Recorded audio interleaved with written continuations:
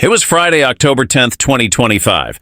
The air in Manhattan was crisp, but outside the courthouse, things were crazy. Just a week before, on October 3rd, everyone watched Sean Diddy Combs get sentenced to 50 months in prison. A lot of people thought that was the end of a long, bad story. They thought justice had finally been served, but they were wrong. It was just the beginning.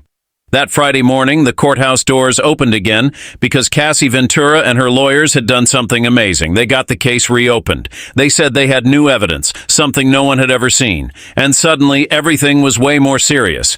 Diddy's freedom wasn't just a memory. It was on the line again. Outside, the press was going wild. Reporters yelled into their mics, practically out of breath. Flashes from cameras were blinding. Security guards struggled to keep order. Helicopters buzzed overhead, a constant reminder that this wasn't just any day. Behind the barriers, a crowd had gathered. Some people chanted "Free Diddy." Others held signs demanding justice for Cassie, their faces set with determination.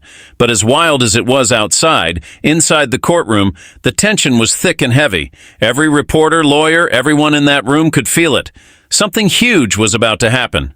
Diddy was already at the defense table, looking just as tired and defeated as he had during his first sentencing, but this time something was different. The cockiness was gone. The confidence had vanished, replaced by real fear. He knew Cassie wasn't just bringing words this time, she was bringing proof. At 9 a.m. sharp, the big doors to the courtroom opened, and Judge Aaron Subramanian walked in. The sound of his gavel hitting the desk was like a thunderclap, a sharp, final sound that demanded silence. No recording was allowed, but you didn't need to see faces to feel the mood. The pressure was so real you could feel it pushing against you. Then Cassie walked in, escorted by federal agents and her lawyer. She stared straight ahead, not even glancing at Diddy. But as she approached the stand, raised her right hand, and got ready to speak, Diddy finally looked up. And for the first time, his calm facade broke. You could see it on his face. Alarm. Then Cassie spoke.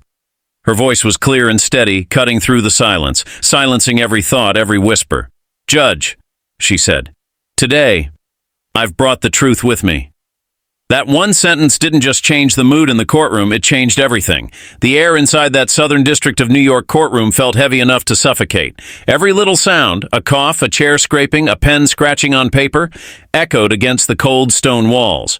Cassie adjusted the microphone, her movements deliberate. Across the room, Diddy's lawyer, Mark Agnafilo, leaned in close to his client, whispering something urgent, something frantic. Diddy didn't seem to notice him. He just stared down at the smooth wood floor, his hands gripping so tight his knuckles were white. He didn't look like the big-shot businessman everyone knew. He looked like a guy watching his whole world, his life, fall apart bit by bit. Cassie took a deep breath. When she spoke again, her voice was quiet but full of a fire that grabbed everyone's attention. For a long time, she started. "I kept quiet. I was scared. I was controlled. But I'm not scared anymore."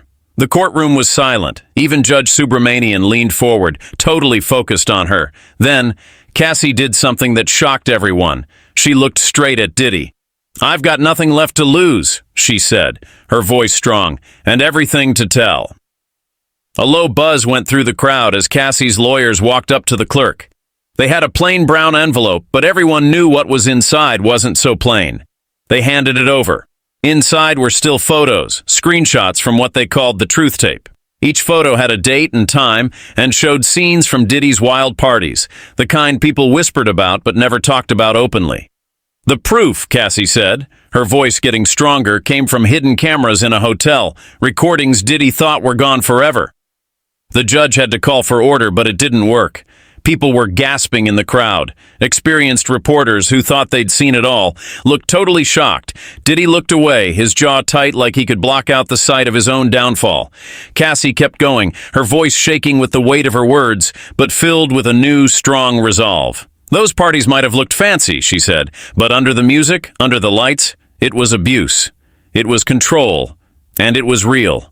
Mark Agnafilo jumped up, yelling that the evidence was fake, meant to unfairly influence the court. But Judge Subramanian stopped him with a wave. "Sit down, Mr. Agnafilo," he said, his voice leaving no room for argument. "The evidence will be reviewed carefully." For the first time, the shield Diddy had up in court started to crack. His lawyers' objections didn't work, his supporters were quiet, and outside, the news was broadcasting every shocking moment to people everywhere. This wasn't just a trial anymore, it was a fight. Cassie looked at the judges, her eyes full of pain and strength. "He always thought money would protect him," she said, her voice full of truth. "But money can't buy the truth."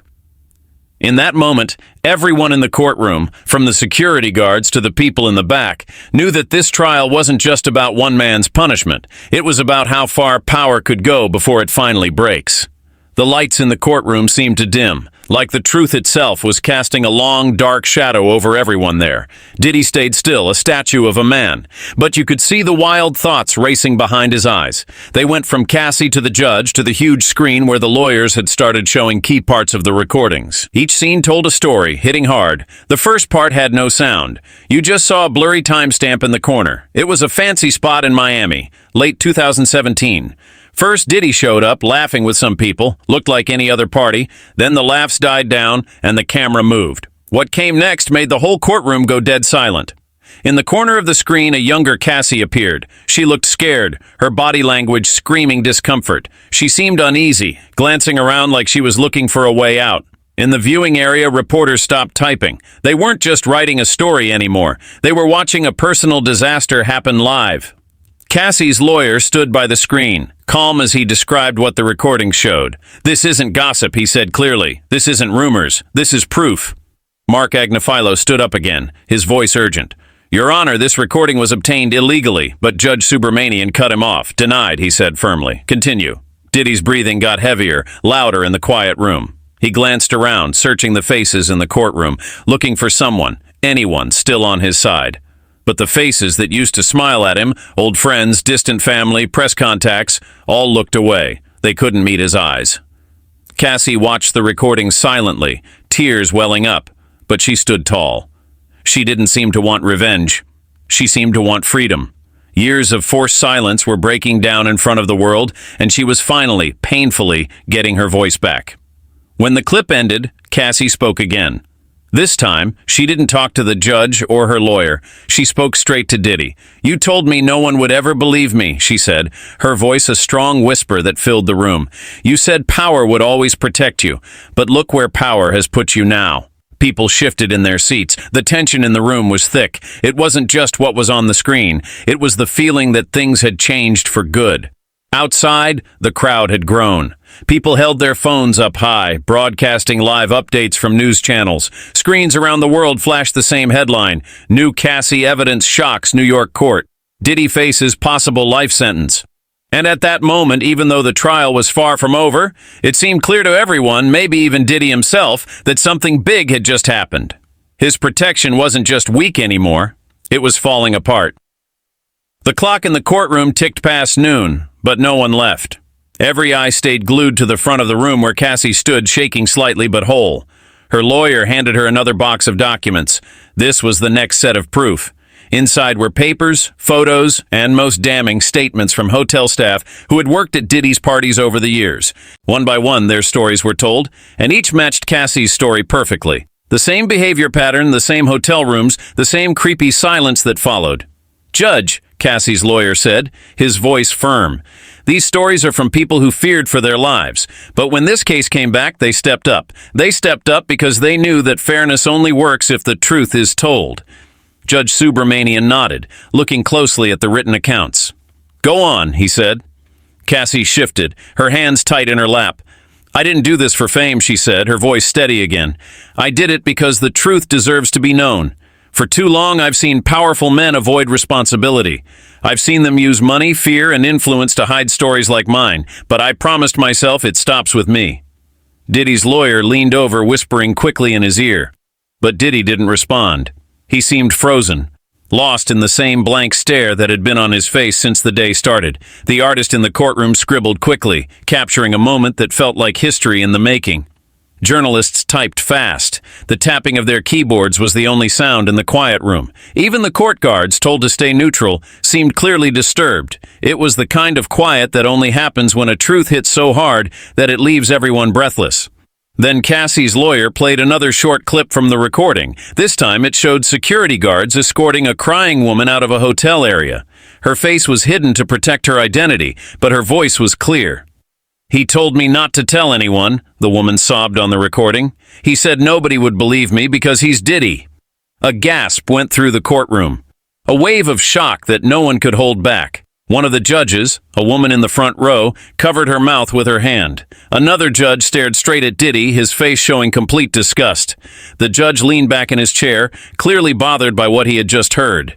"These are serious charges," he said, his voice heavy, "and this court can't ignore this kind of evidence." A shiver ran through the room. The once unstoppable mogul now looked small, shrunken, almost like a ghost at his own trial.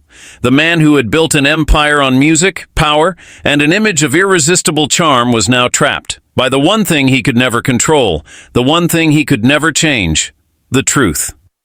Outside the courthouse, the world waited, holding its breath, asking the one question on everyone's mind: would this be the moment that finally brought Diddy's empire crashing down?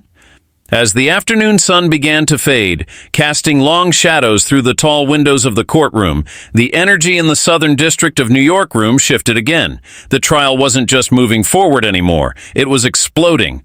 The accusing side announced they had a surprise witness. A low murmur of anticipation went up immediately. Even Cassie looked slightly surprised. Then through the back doors of the courtroom, a woman walked in, her head down, escorted by federal agents. She was there for a former employee, someone who used to be on Diddy's security team. They didn't say her name, but you could hear a pin drop as she took the stand. "I saw things," she said, her voice quiet but clear. "Things no one should ever see." Diddy's security team protested immediately, saying they were blindsided by this new story, but the judge didn't even flinch. "We'll allow it," he said flatly. "Go on," the witness continued, her voice shaky, but her story solid. "I was part of the team that protected those parties," she explained. "Our job was simple: make sure no one got a recording device in. But inside those rooms," she paused, her eyes filled with tears. "It wasn't just music and fun. It was order. It was fear. I saw women forced to be quiet while Diddy's people took their phones." The people in charge of the case exchanged worried looks. Cassie's lawyers stayed quiet, letting the witness's words hang in the air. Every new thing she said felt heavier than the last, like the truth was finally too big and too strong to stay hidden. When the witness talked about the original recording, you could feel the tension in the room jump up. "Everyone talked about that recording," she said. "Everyone on the team knew it was there. Diddy kept it safe, said it was his insurance. But I think Cassie found it before anyone could get rid of it." Diddy's hands tightened on the table, his knuckles turning white. His lawyer whispered to him again, but this time Diddy just shook his head slowly, looking completely defeated. It was the first sign that his wall of defense was cracking.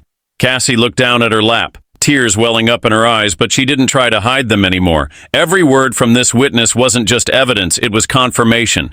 Years of being silenced, of being made to feel crazy, were being torn down for the whole world to see. Judge Subramanian rubbed his forehead, looking deeply troubled. "The court will take this into account," he said, his tone calm but serious. "If what we're hearing matches the evidence, we might be looking at a big change to the previous ruling." The courtroom buzzed with hushed voices, a change. Those words hit Diddy hard because everyone in the room knew what they meant. Outside the courthouse, news vans filled every space. Reporters spoke quickly and excitedly. "It's Friday, October 10th, 2025, and Sean Diddy Combs' fate might be changing forever," one of them said into the microphone. "New stories, new recordings, and shocking revelations, all happening right now inside the Southern District of New York. For the first time in his whole career, Diddy wasn't in control of his story." And as the day was coming to an end, it became clear that this wasn't just another court day. This was Judgment Day for a guy who once thought he could rewrite reality itself. The air in the courtroom had become thick, heavier with each passing moment. Diddy leaned forward, his jaw tight, his eyes watery. Cassie stood still, eyes glued to the floor like she was finally letting go of years of pain. The judge asked for the next piece of evidence, and the lawyers showed a clip from Cassie's video. It was short, only about 30 seconds, but it was enough. It showed Diddy walking down the same hallway Cassie talked about. The time on the video matched the night in question. His security team was right behind him. You could hear some quiet, drunk chuckling. Definitely him. Then, the sound of a door closing. That was it. No music, no talking. But the silence was deafening. You could see it on the jury's faces. They'd seen enough. Diddy's lawyer made one last weak try, saying it was a misunderstanding, but the judge just held up his hand. "Enough, Mr. Agnifilo," he said, his voice firm. "The proof speaks for itself." Then came the moment that made the whole room tense up. Cassie slowly stood up, her lawyer gently steadying her. "Your Honor," she said softly, "before we finish, I want to say something, not for revenge, but for peace." The judge nodded. "Go ahead." She turned and looked straight at Diddy for the second time that day. This time her voice didn't shake. "You told me I'd never have a voice," she said. "You told me nobody would ever listen. But today, the world is listening." She paused, watching his face, which looked broken, not confident. "You built your power on silence and fear," she went on. "I built my courage from the pieces of it. The courtroom was frozen. Even the reporters didn't move."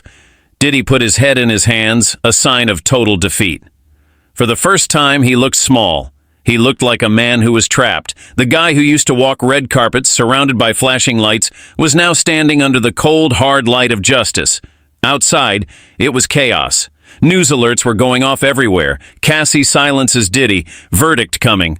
The police were holding back crowds as protesters shouted in the streets of Manhattan. Some were yelling for justice. Others were still defending him, their voices lost in the crowd.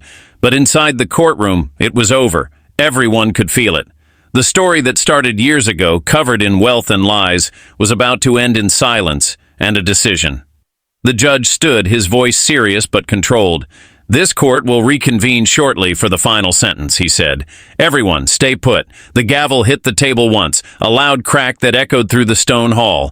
And everyone knew that when it came down again, it wouldn't just be the end of a trial. It would be the end of Diddy. When court started again after a short break, the vibe was different. The tense uncertainty was gone, replaced by the heavy quiet right before something big happens. The press had already called it a showdown. Diddy went into defense mode, all stiff and blank. His once perfect clothes were now a mess. Cassie's team was quiet too, but you could feel their strength as they stared at the judge. The accusing lawyer started his final speech. "Judge," he said, moving slowly, "this isn't about fame or money. It's about abusing power. Sean Combs thought he was untouchable for too long, that his influence could silence anyone. But power doesn't erase pain, fame doesn't excuse responsibility, and nobody, no matter how famous, is above the law." The lawyer's voice got sharper. Cassie Ventura and the brave witnesses who came forward knew the risks. They were scared, put down, even chased after. But they're here, and their courage has shown what the world didn't want to see. Diddy's lawyer stepped up, his voice shaking a bit. "Judge, my client has already faced public shame, career problems, and media attacks. I ask the court to remember his good deeds and his mental state." The judge listened quietly, his hands together, looking right at Diddy. Then he leaned forward. "Mr. Combs," he began, "this court has looked at every piece of evidence, every statement, every story. The evidence, especially the new recordings and witness statements, paints a picture that can't be ignored."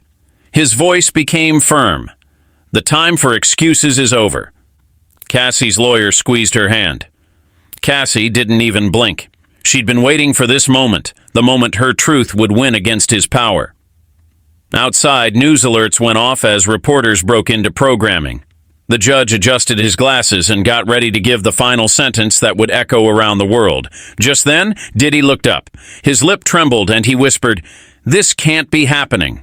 But it was. It was 4:47 p.m. on Friday, October 10th, 2025. The courtroom was dead silent. "Mr. Combs," Judge Subramanian said, his voice quiet but cutting through the silence. "This court has looked at every story, every photo, every second of those tapes. On Friday, October 3rd, you got 50 months. But after reopening this case, we looked at how bad your actions actually were." The judge's voice got louder. "The evidence shows clearly. These weren't just one-time things. They were patterns, planned, awful, and ongoing. The court can't and won't let power, money, or influence cover up fairness." Diddy's lawyer started to say something, but the judge stopped him. "The time for arguing is done." And then it came, the sentence that would shock the world for the crimes of abuse, assault, trafficking, and for his continued abuse of power. The court sentenced Sean Combs to life in jail. The crowd gasped. Cassie covered her face, tears streaming down. Her lawyer whispered, "It's over. Finally over." Diddy's face crumbled. He leaned forward, head in his hands. The seemingly untouchable man was broken. The judge spoke one last time. "Let this be a lesson. Fame doesn't excuse you from the law. This court cares about the truth, not influence." The gavel banged 3 times. Outside, chaos erupted. Headlines flashed everywhere. Diddy gets life sentence, his empire falls. Inside, Cassie stood, looked at Diddy one last time and whispered, "You can't hide the truth forever." He didn't reply, just stared down as officers approached. The clink of handcuffs was the last sound of his freedom. This was it, the moment his world crumbled, not with music, not with applause, but with judgment. As the gavel's echo died, reality sunk in. U.S. Marshals approached Sean Diddy Combs. His hands shook as they cuffed him. Cassie just watched, not vengefully, but with tired resignation. It was the peace after years of shouting, finally being heard. As Diddy was led out, the courtroom doors opened. Flashing lights exploded. Protesters cheered. Signs read, "Justice for Cassie" and "Diddy life sentence." Reporters swarmed Cassie. "What's your message?" one asked. She paused, composed herself. Her voice was soft but clear. "This was never about revenge," she said. "It was about the truth. The truth always comes out, no matter how people try to bury it." With that, she walked down the courthouse steps. In the distance, a black car drove away. Diddy sat inside, staring blankly through the tinted window. The city that once played his songs now echoed with a different sound: accountability. The man who once lived in mansions would now wake up to concrete walls. The empire was gone. The story was over. And for the first time in years, justice didn't whisper. It roared.